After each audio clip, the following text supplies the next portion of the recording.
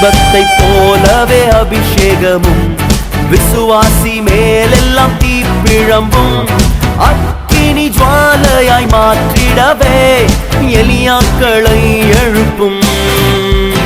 தீபத்தை போலவே அபிஷேகமும் விசுவாசி மேலெல்லாம் தீப்பிழம்பும் அக்கினி ஜுவாலையாய் மாற்றிடவே எலியாக்களை எழுப்பும். எழுப்புதல் நாயகனே எழுந்திடும் தேசத்திற்காய் கிழித்திடும் வானங்களை அக்கினி பரவட்டும்.